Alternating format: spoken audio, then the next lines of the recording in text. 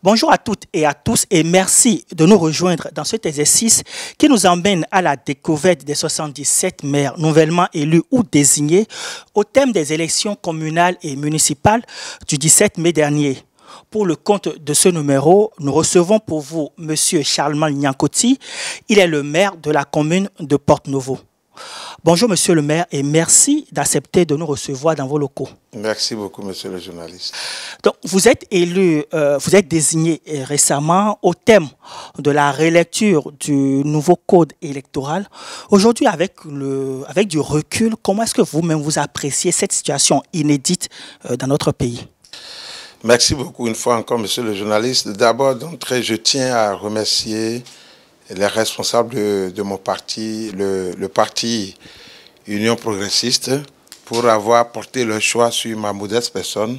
C'était pas évident, c'est pas un mérite, c'est une grâce de Dieu, c'est tout simplement ça. Et donc pour nous, c'est un devoir, un défi à relever. Donc sur ce, je dois dire que c'est une première et nous espérons que cela fera école.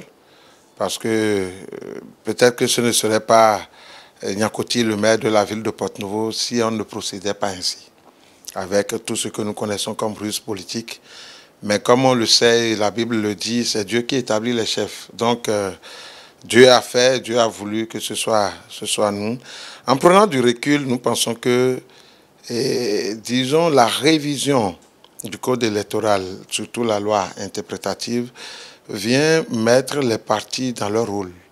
Et aujourd'hui, nous sommes plus que convaincus que les partis joueront pleinement leur rôle parce que déjà, du fait que c'est le parti qui désigne et que le parti a encore la possibilité de déchoir. Lorsque vous n'obéissez plus aux règles du parti, on peut introduire encore un vote de défiance par ceux qui sont là. Donc, du coup, cela amène les gens à être plus disciplinés, les élus à être plus disciplinés et respectueux du parti. Et justement, est-ce que ça ne vous fait pas plus redevable vis-à-vis de votre parti que de votre conseil communal? Non, pas du tout, parce que d'abord, on n'a pris part quelque part. Pour aller au conseil, on a d'abord pris part le parti. Donc, s'il y a une instance, d'abord, à qui le parti n'est pas là pour nous induire en erreur. Ce qui est sûr, le parti aussi a une image à vendre. Et donc, il y a un idéal au niveau du parti. Il y a une doctrine, il y a une vision. Si nous réussissons, c'est notre parti qui réussit. Au conseil, c'est purement politique. Parce que vous pouvez avoir de bonnes intentions et pour des raisons politiques, si nous, je suppose qu'on n'avait pas la majorité, on ne serait pas là. Donc, c'est nous qui sommes au pouvoir. C'est l'UP qui a gagné Porte-Novo, mais dans la gestion, il va falloir que nous fassions en sorte qu'il y ait une gestion inclusive. Il ne faut pas que les autres se sentent lésés parce qu'ils sont minoritaires. Si nous sommes là pour prôner le développement, on n'a pas intérêt à écarter qui que ce soit. Mais, avant toute chose, il faut reconnaître qu'on est parti de quelque part. Ça, c'est mon point de vue. Et parlant d'ailleurs de quelque part, dans la mandature précédente, vous étiez le seul conseiller, Union fait la nation, si je me trompe. Et aujourd'hui, vous êtes maire. Oui, ça me fait sourire. Vous savez, je note que j'ai un destin atypique. D'abord, j'étais seul, et seul contre 32. C'est vrai que chemin faisant, il y a eu un ralliement, et donc où je ne me sentais plus seul. Mais de souche, je peux dire que je suis seul parce que, étant seul élu sur la liste Union fait la nation, et aujourd'hui, par la force des choses et par la grâce de Dieu, nous sommes devenus maires. Vous voyez, c'est inexplicable. Ce n'était pas prévisible. On était à 1000 lieues de penser cela il y a 1 an et demi, il y a 2 ans. Mais je peux aussi dire que c'est le couronnement d'une mandature bien réussie, bien accomplie. Et vous savez, c'est Dieu qui récompense. Et Dieu, certainement, a voulu nous récompenser pour tout ce qu'on a fait et qui aujourd'hui, et c'est évident, je suis mieux placé pour savoir que j'avais beaucoup contribué. Malheureusement, ce n'était pas suivi. Donc Dieu a voulu peut-être me remettre là, me mettre à cette place-là pour que je vienne accomplir tout ce que j'avais comme pensée, tout ce que j'ai toujours eu le temps de dire. Et donc je suppose que, disons, cette élévation, si je peux me permettre de le dire, ou cette désignation n'est que justice et en même temps est un défi. Alors, revenons donc à ce défi. Votre première session ordinaire a été quasiment un succès. Est-ce le signe que c'est un bon début pour vous? Bon, vous savez, je rends grâce à Dieu. Moi, je suis croyant, je crois beaucoup à tout ce que l'Éternel fait. C'est vrai que pour la première session, c'est le lieu aussi de remercier tous les collègues et conseillers municipaux de la ville de Porto Novo, parce que ça a été vraiment dans une bonne ambiance que nous avons fait ce conseil-là. C'était pas aussi évident, puisque c'était des débats bien nourris et les interventions étaient très pertinentes. Bon, nous avons pu nous avons pu tenir parce que les différents points abordés étaient parfaitement maîtrisés de notre part. Bon, maintenant, nous espérons que pour le reste, ça se passera toujours ainsi.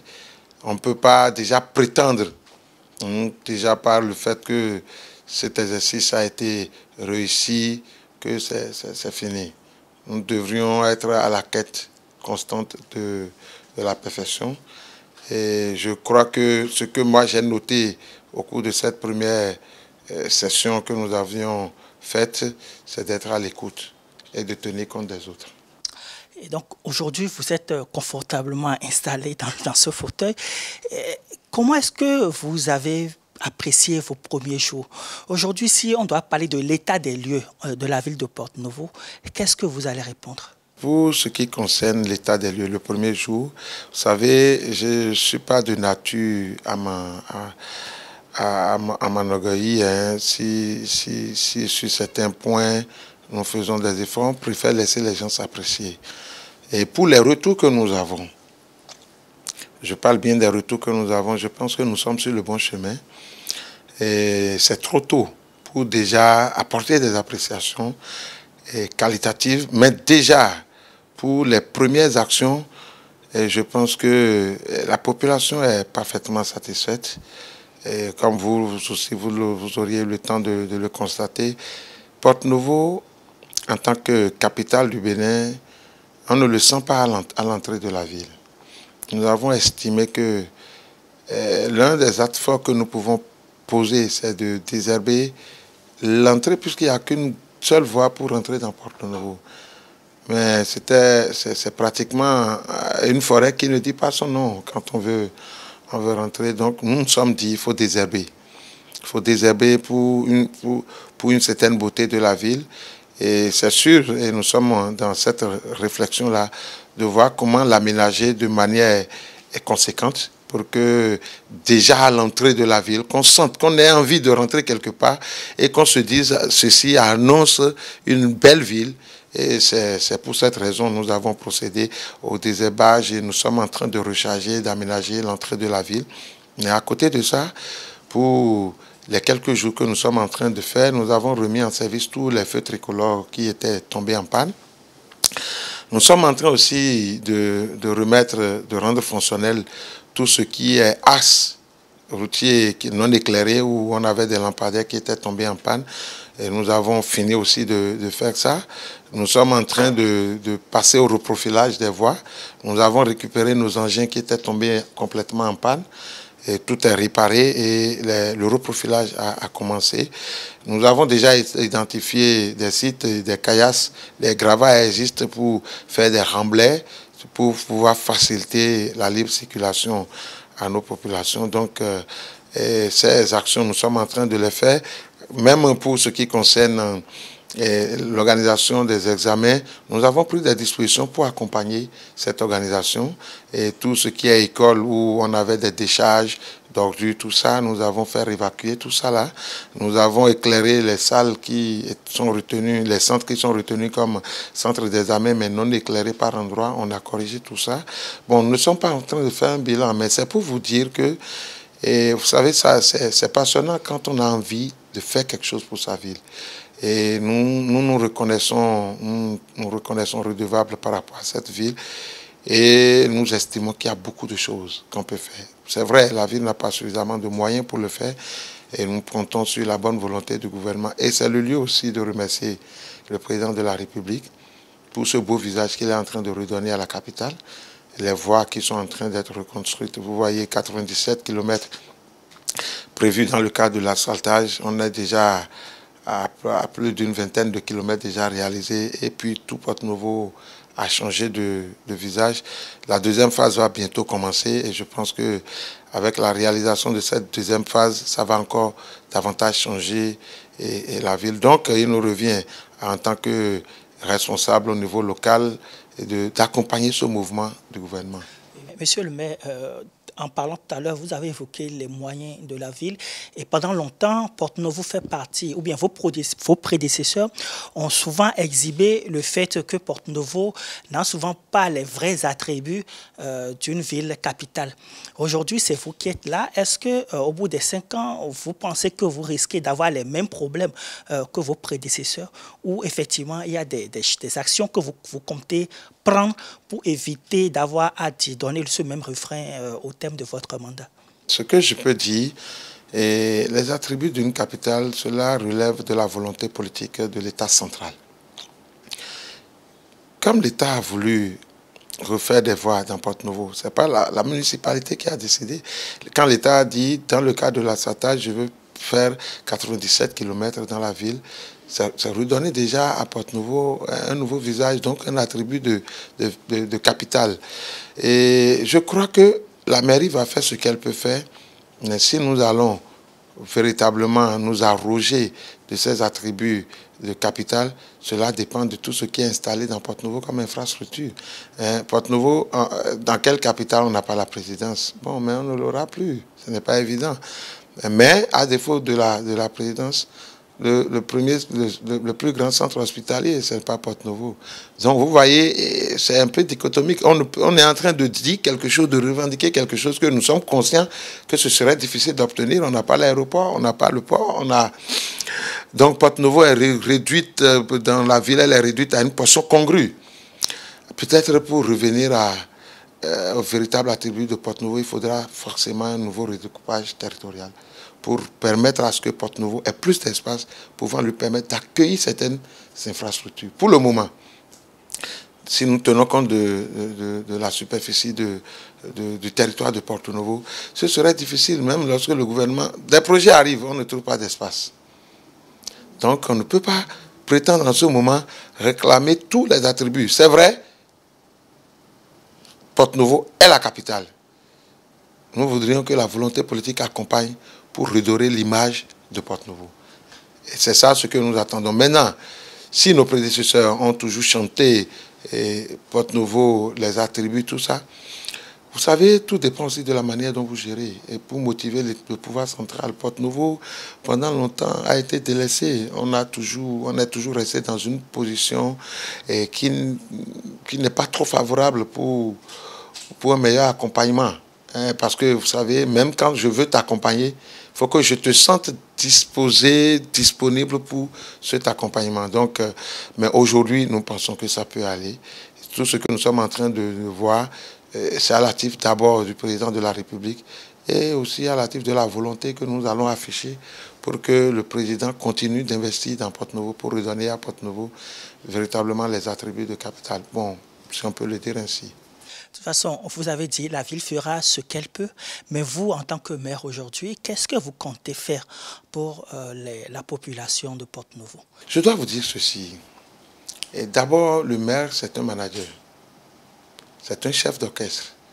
Et ce que nous allons faire de Porto-Novo, c'est le document stratégique de développement de Porto-Novo qui doit le prévoir. C'est le plan de développement municipal. Ce plan de développement municipal est élaboré avec le concours de la population. C'est vrai qu'aujourd'hui, ce plan est venu à terme, c'est caduc, il va falloir vite le reprendre. Mais c'est déjà ce plan qui prévoit tout ce qu'il faut faire pendant le mandat. Et donc, en tant que maire, moi, mon rôle serait de voir tout ce qu'il va falloir mettre en place pour que nous arrivions à réaliser les objectifs qu'on se serait donnés, qu'on se serait définis de commun accord avec la population. Notre échec partirait de ce que nous ne respections pas ça. Donc du coup, ce que nous pouvons faire, c'est faire en sorte que le plan de développement municipal qui sera retenu pour l'émergence de la ville, que nous puissions mettre en place tout ce qu'il faut pour que cela devienne une réalité. Et rapidement, si on doit donner les grands axes de ce que pourrait contenir ce plan de développement, vous direz quoi? Oui, ce qui est sûr, vous savez, moi, ce n'est pas à moi de définir la place de la population, mais nous avons des penchants, je peux dire. Vous savez, les questions, là où on est aujourd'hui, il faut reconnaître que pour ce qui concerne l'éducation, ça doit être une priorité pour nous parce que les tests, cela fait partie des compétences des communes. Désormais, que ce soit les écoles primaires et maternelles pour toutes les communes et les écoles secondaires et techniques pour ce qui concerne les villes à statut particulier, c'est de notre ressort. Il nous revient de voir qu'est-ce que nous faisons pour que nos enfants aient de meilleures conditions d'études. Beaucoup d'écoles, nous avons un bon nombre d'écoles aujourd'hui qui sont sans toiture, qui n'ont pas, on n'a pas les conditions qu'il faut pour permettre aux enfants de bien étudier. C'est de notre devoir, de notre ressort désormais, de veiller à ce que tout cela soit corrigé pour que les enfants aient de meilleures conditions d'études. Bon, au-delà de ça, il y a la question de l'assainissement. Vous voyez, on est en train de faire des belles voies, de construire des belles routes. Mais si nous ne jouons pas notre partition pour ce qui concerne l'assainissement de la ville, on aura des belles voies dans un environnement qui serait un peu répugnant. Donc c'est de notre ressort aussi d'organiser tout ça, de veiller à l'assainissement. Et le gouvernement a même beaucoup fait. La société de gestion des déchets solides, aujourd'hui, est là pour l'entretien des voies, tout ça. Mais il nous revient à nous-mêmes de voir encore pour les voies secondaires ou tertiaires qui ne sont pas asphaltées, comment les reprofiler, les maintenir dans un bon état. L'éclairage public, c'est de notre ressort. Mais monsieur le maire, en gros, quelles ont été vos promesses de campagne, si je dois m'exprimer, sur quoi les électeurs ont voté pour vous? Oui, il faut reconnaître que nous sommes là pour contribuer à l'amélioration de la gouvernance. Vous savez, j'ai été dans le conseil passé et je peux vous dire, les décisions, la manière de gérer les ressources de la ville n'était pas de mon goût. On sentait du gâchis. Vous voyez, on investissait beaucoup plus dans le loisir. Quand je dis le loisir, c'est des centaines de millions, mais et ça n'apporte pas du concret. Bon, aujourd'hui, quand vous me demandez, par exemple, quels ont été nos thèmes de campagne, sur quelle base la population a voté pour nous, nous sommes beaucoup plus dans la dynamique de réforme. Nous avons promis que la gestion sera plus transparente et nous allons y veiller parce que, qu'ils vous souviennent, si vous avez suivi tout le temps que j'ai passé au cours de la 3e mandature, j'avais beaucoup plus dénoncé. Des cas de détournement, des cas de mauvaise gestion, tout ça. Maintenant, si aujourd'hui Dieu nous a fait grâce et nous sommes arrivés, ce n'est pas aux autres de nous reprocher les mêmes choses. Donc il faut que les ressources de la ville soient beaucoup plus mieux gérées. Au-delà de ça, vous savez, on ne peut pas procéder au développement de la ville sans une bonne mobilisation des ressources propres de la ville. Nous pensons qu'il y a beaucoup d'évasion au niveau de la ville. Donc, il va falloir réformer, il va falloir revoir tout ça. Et comme je l'ai dit aussi pour tout ce qui concerne le secteur social, c'est des aspects qui nous tiennent à cœur. Aujourd'hui, il faut reconnaître que beaucoup de retraités, beaucoup de personnes veulent contribuer au développement de la ville de Porto-Novo.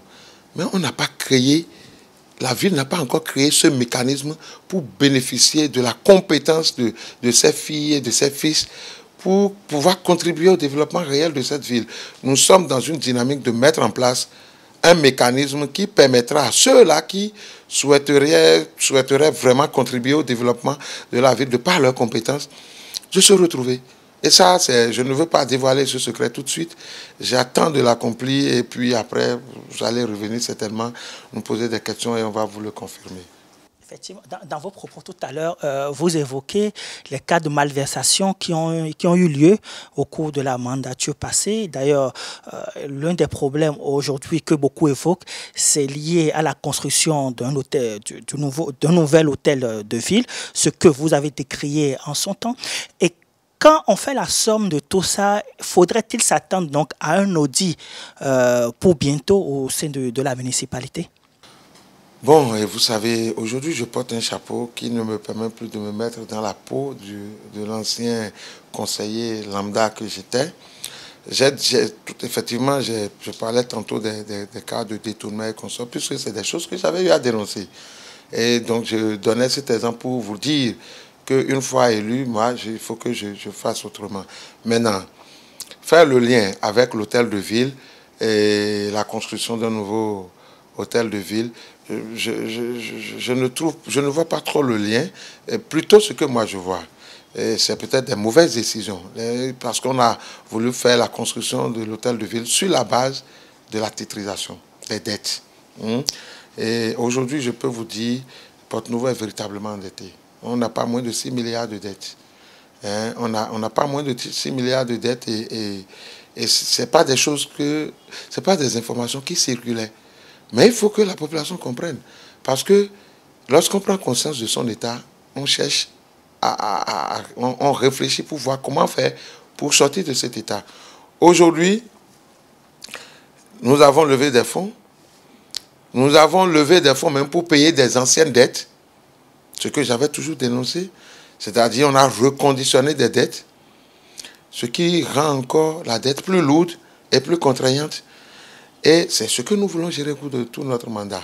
Pour ce qui concerne l'hôtel de ville, bon, le financement pour la construction de l'hôtel de ville même n'est pas bouclé. Ça, c'est un problème. Mais tout ça, on avait voulu le faire à crédit. Bon, moi, je reste dubitatif parce que je n'ai jamais été convaincu par ça.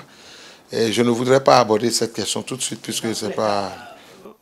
Faut-il quand même s'attendre, je repose quand même cette question, faut-il s'attendre à un audit? Bon, vous savez, l'audit, je ne sais pas pourquoi quand on parle d'audit, on sent c'est-à-dire on frémit, on sent une crainte.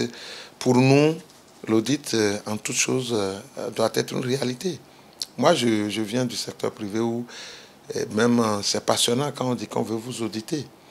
Parce que l'audit est pour vous un moyen qui vous permet de prendre des meilleures décisions à l'avenir. Parce que ça permet de relever ce qu'il y a comme imperfection, ce qu'on peut corriger. C'est un outil d'aide à la prise de décision. Mais au-delà de tout ça, ça permet de voir clair aussi. On ne peut pas être nouvellement élu. Et je peux déjà vous dire que le Conseil, au cours de la dernière session, nous a autorisé à faire un audit organisationnel et financier. Non pas pour tirer la queue du diable, mais pour savoir d'où nous partons. Et pour savoir si l'organisation qui est en place peut nous permettre d'atteindre nos objectifs. Et donc, il nous faut des regards externes pour apprécier avec nous l'organisation de la municipalité pour voir quels sont les réglages qu'on peut encore faire pour une meilleure performance. Donc, qu'un audit arrive, ça ne doit pas être surprenant. C'est évident qu'un audit arrive. On n'a pas besoin de dire que l'audit viendra du ministère, de la présidence ou d'ailleurs, mais c'est sur recommandation du Conseil.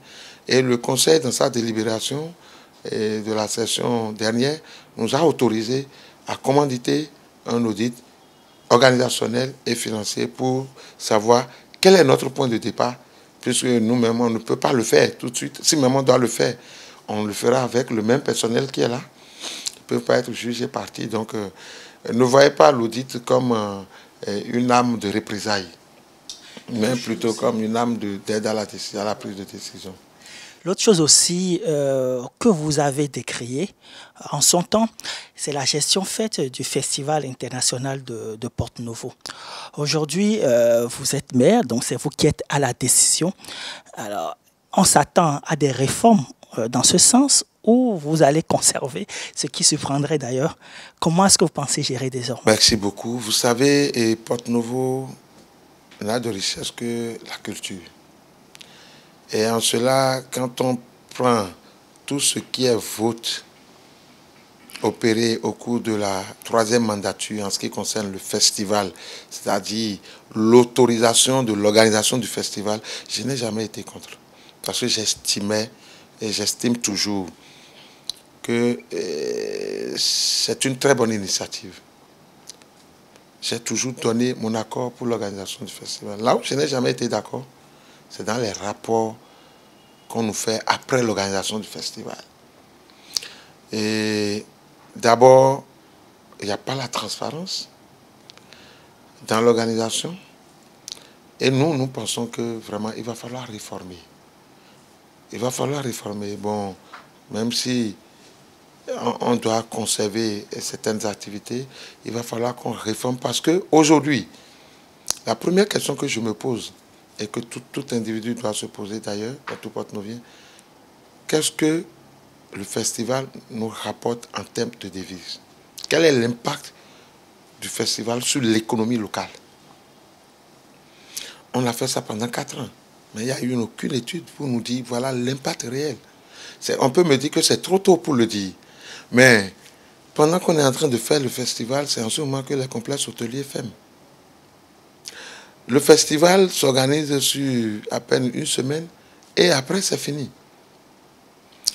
Mais il faut vraiment définir un circuit touristique qui doit transparaître dans l'organisation du festival pour que même après le festival, les gens soient intéressés par ce circuit touristique pour revenir à Porto-Novo. Donc si on doit faire le festival, c'est seulement pour faire déambuler les masques ou pour faire danser les jeunes tous les soirs, il y a redit. C'est-à-dire, je regarde le festival aujourd'hui, je me demande, qu'est-ce que la ville gagne? Les festivals de par le monde, c'est des moments où les artisans font beaucoup d'affaires. Mais la fois, quand même on l'organise ici, mais venez sur les stands. Même dans Porto-Novo, qui est la ville même qui organise le festival, il y en a même qui ne savent même pas qu'il y a quelque chose qui se passe. Donc ça veut dire que va falloir revoir. Il va falloir revoir. Maintenant, ça ne sert à rien de peindre en noir tout ce qui a été fait. Parce que ce serait de la pure méchanceté que de dire... C'est la troisième mandature qui est l'initiateur de ce festival. Et je pense qu'on peut profiter de ce festival pour redéfinir, pour refaire même le lien historique qui existe entre Porto-Novo et d'autres royaumes d'entre-temps, Abomey, consort, en tout cas définir un parcours touristique, quelque chose, valoriser des choses qui amèneraient les touristes à continuer à dire « Ah, il faut que j'aille à Porto-Novo ». Aujourd'hui, si Ouida fait le tourisme et le festival, ils vont mieux réussir que nous parce qu'ils ont des sites touristiques où les gens peuvent dire on va à Ouida pour regarder telle chose. Si les gens viennent à Porto-Novo, ce serait pour voir quoi. Ce qu'on peut voir, nous-mêmes, on ne les valorise pas. Donc il faut commencer par là. Okay. Monsieur le maire, quand on évoque votre ville Porto-Novo, on n'a que l'image d'une ville sale, peu valorisée et dépourvue, un peu comme on l'avait dit, d'attributs réels d'une ville capitale. Vous êtes là aujourd'hui.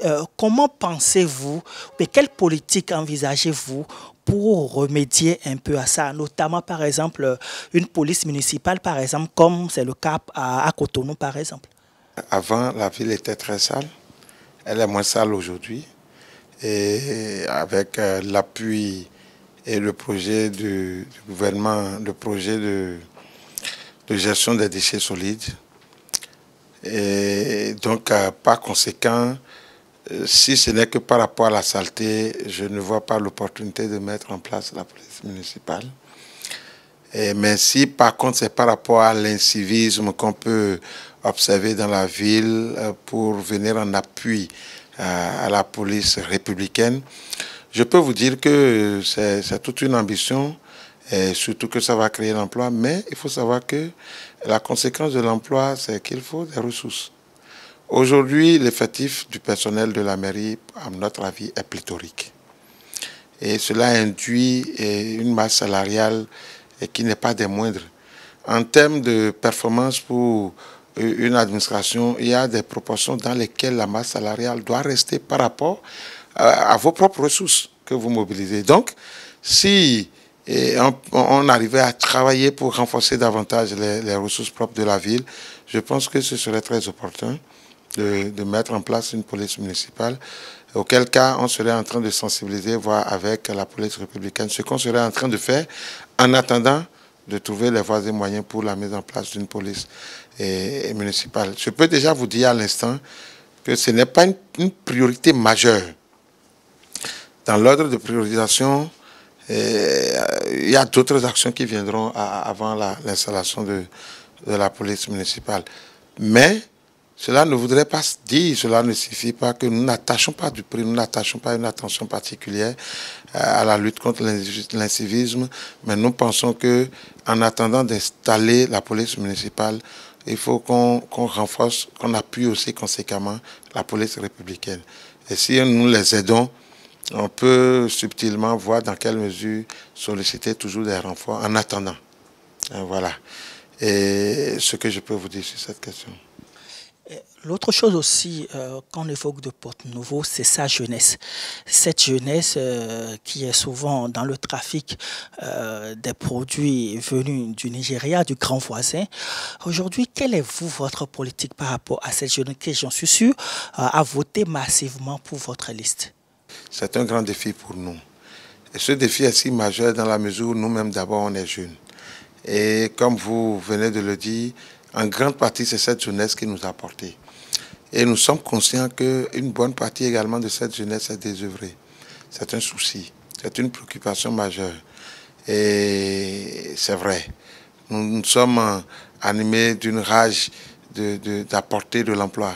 Mais je voudrais vous dire déjà que, comme je le disais tantôt, si nous prenons la mairie de Porte-Nouveau, l'effectif est pléthorique. Beaucoup attendent qu'on les recrute ici. Mais nous avons reçu une interdiction formelle du ministère. Là où nous sommes, nous ne pouvons pas recruter. Mais nous pensons que on doit accompagner la politique globale d'emploi du gouvernement. C'est déjà heureux aujourd'hui et c'est le travail que nous nous attelons à faire, à défaut de créer de l'emploi. Parce que nous sommes limités, il faut oser le dire, il faudrait qu'on saisisse toutes les opportunités qui peuvent permettre de donner à la jeunesse l'emploi. Mais cela ne voudrait pas dire qu'on va tout mettre sous ce couvert d'incapacité de recruter pour ne rien faire pour la jeunesse. Et de par notre politique, nous pensons que aujourd'hui nous travaillons pour une agriculture urbaine. Et l'agriculture urbaine, c'est beaucoup plus le maraîchage, c'est les cultures hors sol. Et je pense que Porte-Nouveau peut beaucoup faire. Et on peut beaucoup faire à travers peut-être des partenariats. Le centre Songaï est à Porte-Nouveau. On peut offrir des bourses à la jeunesse pour aller se faire former. On trouvera des moyens avec le partenaire pour voir dans quelle mesure mettre des terres. Puisque nous avons beaucoup de berges, nous avons beaucoup de terres qu'on peut exploiter. Comment les constituer, les organiser avec l'appui des partenaires, vraiment leur permettre de se mettre à cette école-là. Bon, en dehors de ça, si nous prenons le cas des écoles techniques, nous pouvons voir ce que nous pouvons faire pour aider. Aujourd'hui, il y a des formations que les jeunes finissent de faire, mais ça n'aboutit à rien, ça ne leur permet pas d'exercer.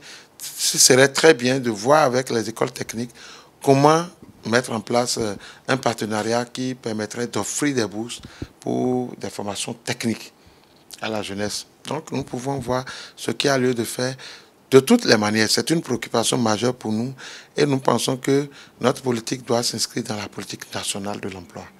On doit être aux aguets de toutes les opportunités que le gouvernement va initier, entreprendre pour un temps soit peu pallier à cette question de chômage, à cette question d'insertion de la jeunesse. Voilà ce que je pense que nous pouvons faire. Et pour faire tout ça, toutes ces actions que vous avez évoquées, comment est-ce que vous pensez le faire, surtout puisque faire ces choses, ça demande de l'argent. Alors aujourd'hui, on parle du marché de Wando qui génère beaucoup de ressources à la commune. Elle est en construction, donc c'est des manques à gagner un peu aussi à la commune. Mais face à tout ça, comment est-ce que vous pensez renflouer les caisses de la commune? Et il faut reconnaître que Wando, c'est l'un des viviers et un poumon économique de la ville.